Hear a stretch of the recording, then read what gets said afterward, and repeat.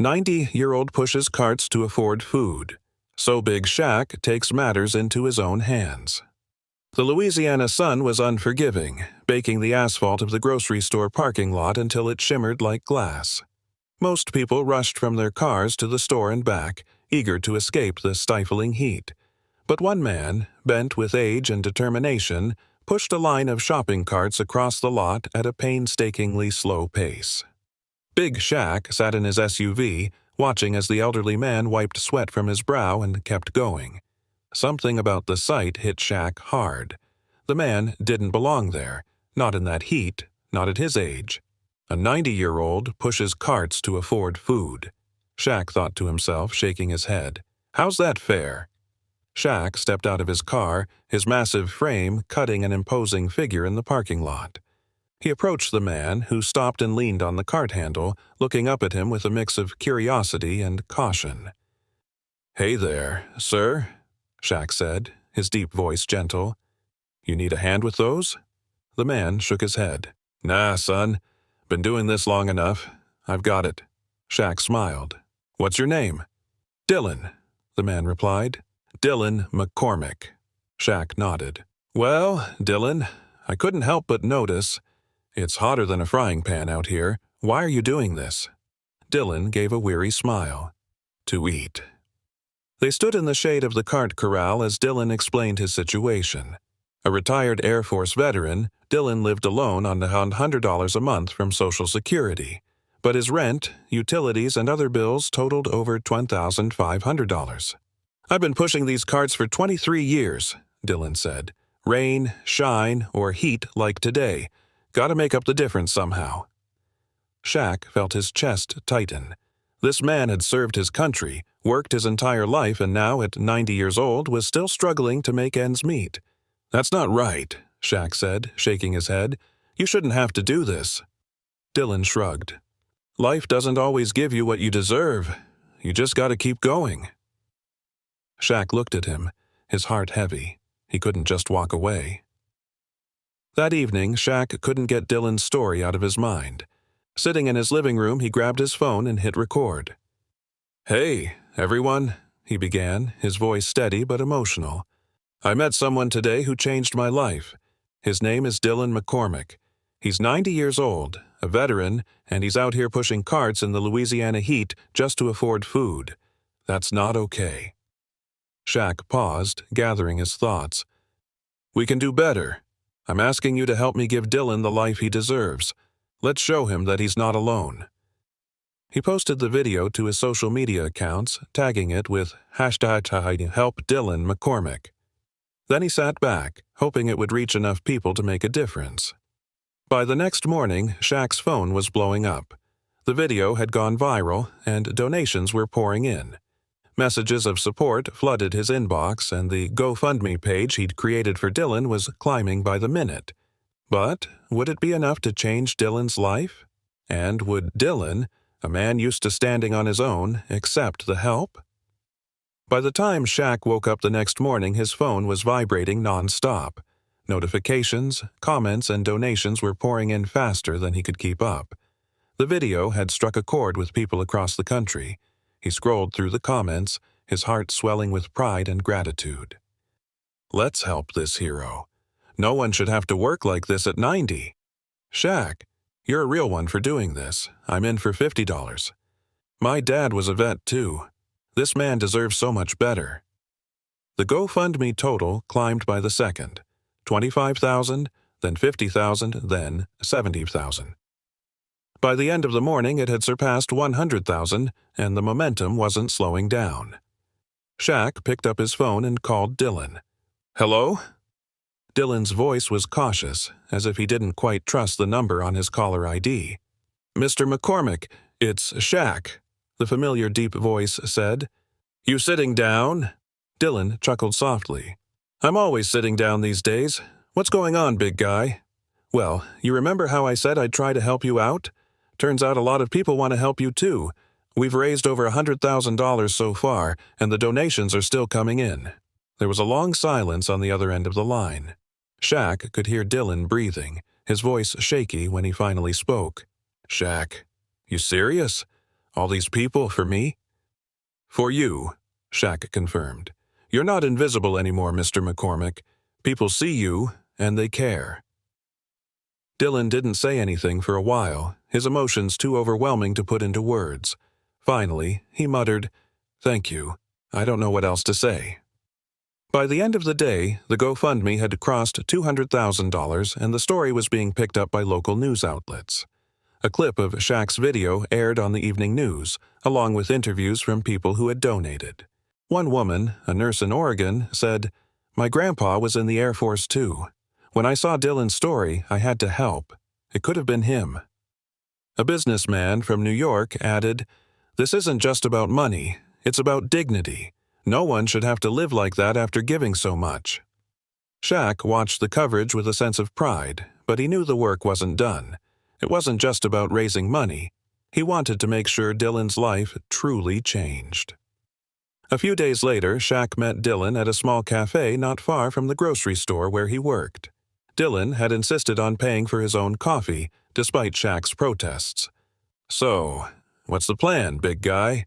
Dylan asked, stirring his cup. "What am I supposed to do with all this money?" "That's what I wanted to talk to you about," Shaq said. "First, we'll set up a special account for the funds. I've got a financial advisor who's going to help you make it last. No more pushing carts, Mr. McCormick. You've done enough." Dylan leaned back in his chair, shaking his head. "It's a lot to take in. I've been doing this for so long I don't know what to do if I'm not working." Shaq smiled. "You don't have to stop moving. But now, you can do things because you want to, not because you have to." Dylan nodded slowly, his expression thoughtful. "Guess I'll have to figure that out, huh?" "We'll figure it out together," Shaq said firmly. Shaq wanted to do something more for Dylan, not just to help him financially, but to show him how much he was valued. He worked with local organizations to plan a community event in Dylan's honor, inviting veterans, neighbors, and supporters from all over. The event was held in a park, complete with food trucks, live music, and a stage where Dylan was presented with a plaque recognizing his service to the country. As Dylan stepped up to the microphone, the crowd erupted into cheers. "I don't know what to say," Dylan began, his voice trembling. "For most of my life, I thought I was just another face in the crowd. But you've shown me that people still care. Thank you. From the bottom of my heart, thank you." Standing off to the side, Shaq wiped his eyes. He wasn't the type to cry, but this moment got to him. With the funds secured and Dylan's living expenses covered, Shaq helped him move into a better home. A modest but comfortable place in a senior community where he could enjoy some peace and quiet. "I feel like I'm finally getting a second chance," Dylan said as he unpacked boxes. "Thanks to you," Shaq grinned. "Don't thank me. Thank everyone who saw you and believed in you." Dylan smiled. "Well, maybe I'll get used to this. But I've been thinking, I want to help other guys like me. There are plenty of vets out there still struggling. Maybe we can do something about that." Dylan's idea sparked something in Shaq.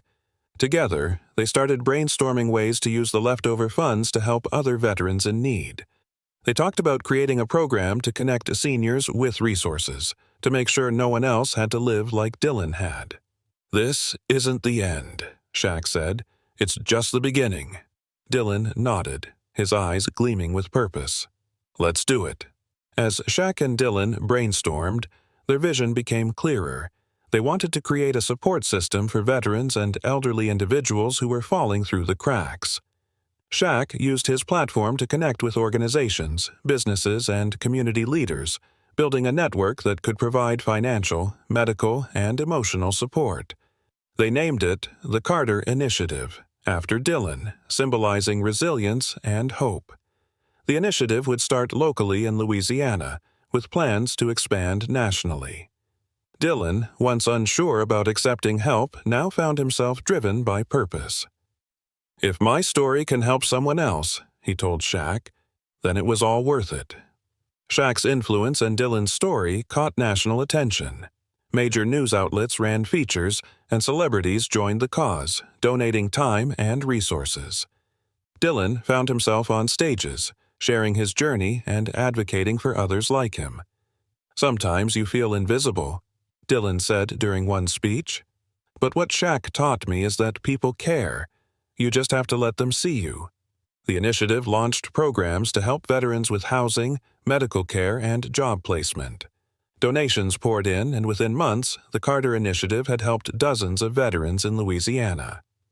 One of the most touching moments came when the Carter Initiative helped another veteran, Mark Evans, who had been living in his car. Dylan personally handed Mark the keys to his new apartment.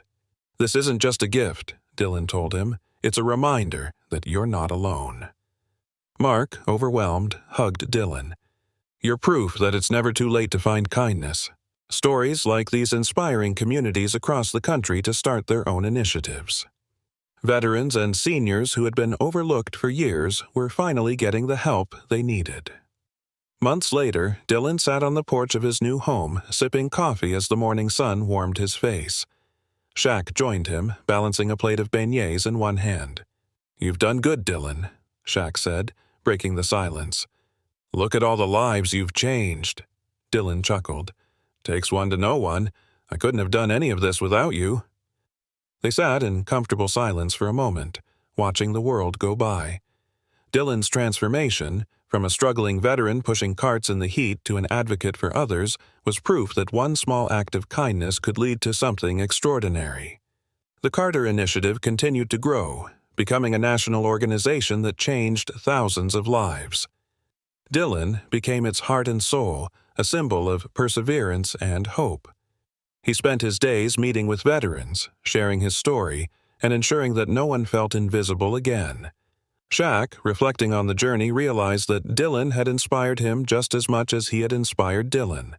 "Sometimes," Shaq told a reporter, "all it takes is seeing someone to remind them they matter." Dylan lived the rest of his days with dignity, purpose, and the knowledge that he had left the world better than he found it. His story became a testament to the power of compassion, community, and the incredible things that can happen when we take matters into our own hands. "A 90-year-old veteran pushes carts to afford food," Shaq thought one day as he looked back on how it all began. "And because of that, we started something that will outlast us all." Dylan's story, intertwined with Shaq's efforts, evolved into a movement of kindness and support.